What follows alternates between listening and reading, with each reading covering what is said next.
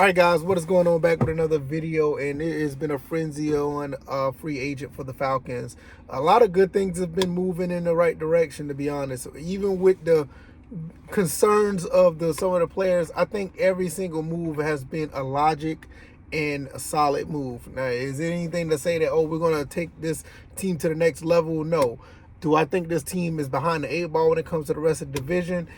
I think we're still in the same spot. I don't think anything crazy is going on there, but I do want to address the whole thing about Tua Tagovailoa and the quarterback situation. Now, by no means I am a fan of Tua or whatever the case may be. I am Team Michael Penix. I just wish he didn't have the injuries. That's my only issue. But when I look at the position that Michael Penix is in and where Tua is right now, I don't want anybody to get it twisted. I said this in my video yesterday. He could be real competition, and that's a serious issue for Michael Penix. Now, I think Michael Penix should be the future of the Falcons, but if Tua balls out, we're going to have a really big problem. And I don't want to say this like I'm repeating it, but I want people to really understand here that, look, even if Tua balls out and he goes on to someplace else, you're still going to be sitting there looking at Michael Penix like, all right, we're getting close to contract time for you. And you got beat out by Tua this upcoming season. What are we going to do with him? Are we going to just try to draft another quarterback? This is real big implications for Michael Penix. Now, I hope he's healthy, and I want him to beat out Tua, and there will be no discussion. Tua will be a backup. He'll be a solid backup, but it's only a one-year deal, so he'll be with us for a year. He can move on about his business. We got our quarterback of the future, and that's cool. But what if it don't play out like that?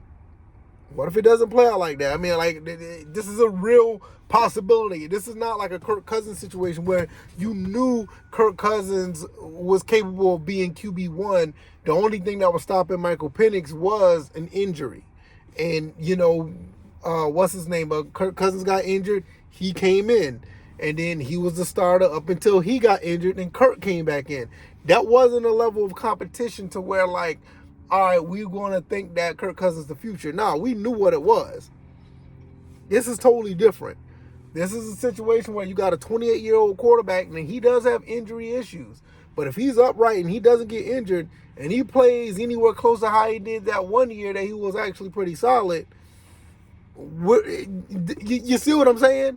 And it's not like, it will be long-term for Tua. I don't think Tua is a long-term situation with us unless if he does a Sam Darnold with us, which I definitely don't see that happening. But when you look at what Tua brings to the table, this man, he doesn't have the biggest arm in the world, but he can get it done. He actually can get it done. And you look at what he got as weapons. I mean, the first 4 games, if Michael Penix is not ready, he can light it up.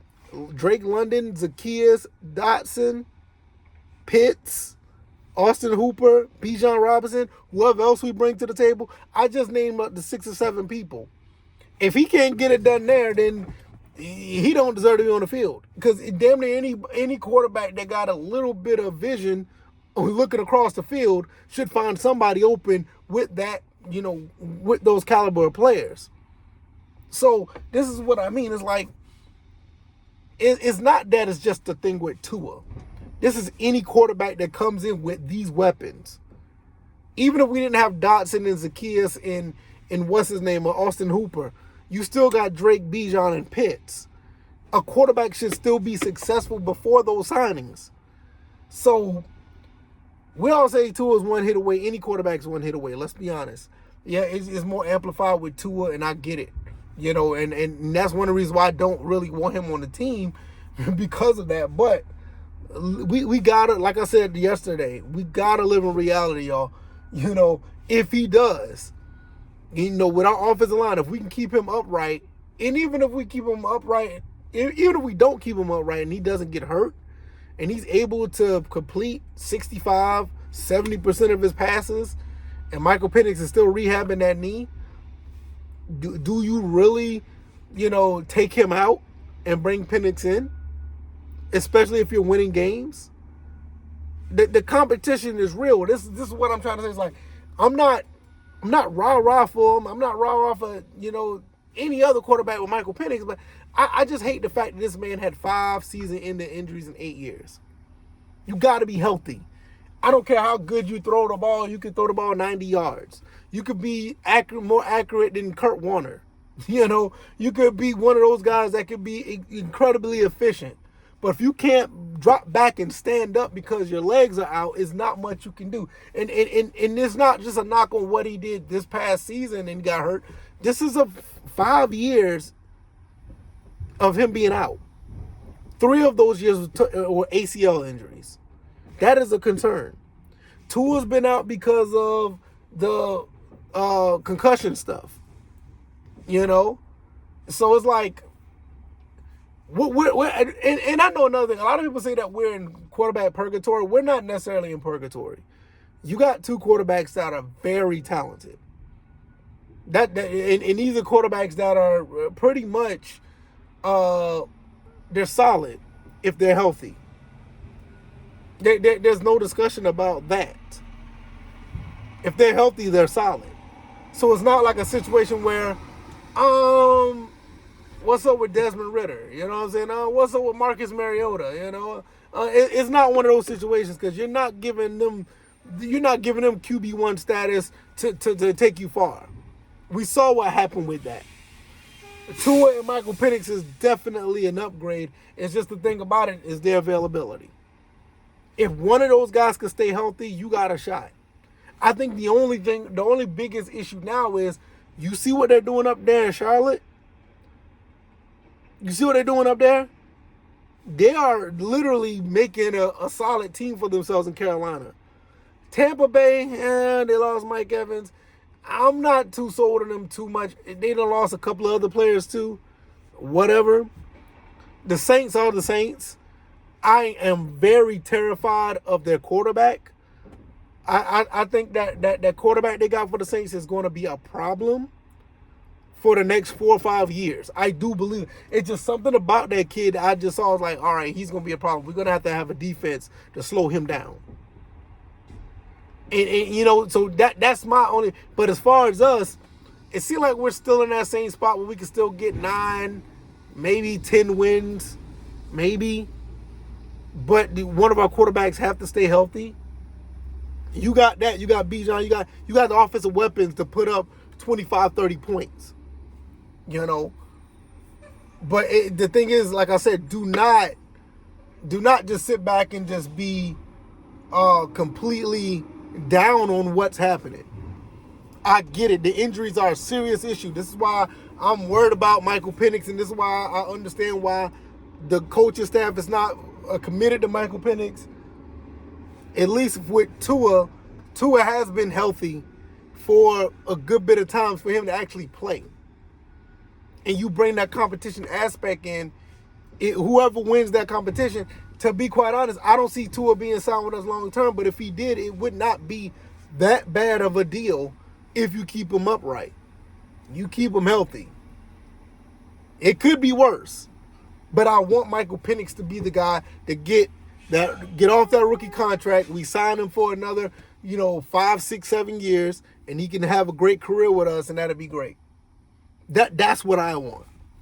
But the reality of it is, man, the fact that he's hurt, you don't know how he's going to be when he even is healthy. Is that knee going to still hold up? What's going to happen there? So that's why I said it's like we got to be honest. Like, this is a real serious thing. It's not a bad thing, but it's a real serious thing that you got to think about. He could very well be QB1 for the entire season. And I think anybody who won't say that, oh, I'm going to go back to Michael Penix after Tua started off pretty solid and we're winning games, you go back to Michael Penix, then there's something wrong. That's not even logical. You don't sit that down. Now, if he's 2-2, yeah. If he's 1-3, he got to go. If he's 0-4, why do we sign him? It's like, but that's the reality of it, man. It's like, hey, at the end of the day, man, I want to see this team win. And I understand their concerns. I'm not going to sit here and say that I'm oblivious to it. But I also keep the I keep myself prepared for every scenario. I keep myself prepared for every scenario, whether it be Tua being QB1, Michael Penix being QB1. If we even go out of left field and draft a quarterback in the draft and they end up being QB1, but you got to understand that Michael Penix wasn't injured, I'll say Michael Penix QB1 all day. But for the fact that Tua has this opportunity, don't let the next 4 games that the Falcons play in the regular season fool you. This dude could actually be pretty solid, and then we got to scratch our heads like, all right, what to do next? I mean, that's just the reality of it. So, you guys let me know what you think. Like I said, I try to be prepared for every scenario so I don't be surprised. I know some people are a little down on the situation. I get it.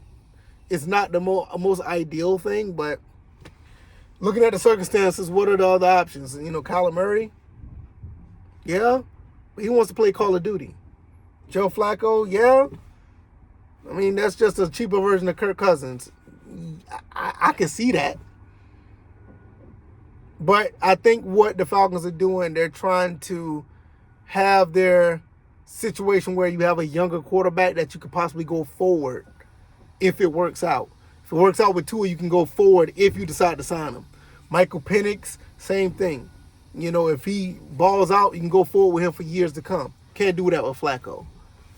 I wouldn't do that with Kyler Murray either. Like I said, he's just something about him just seems like he never was committed to football in a sense.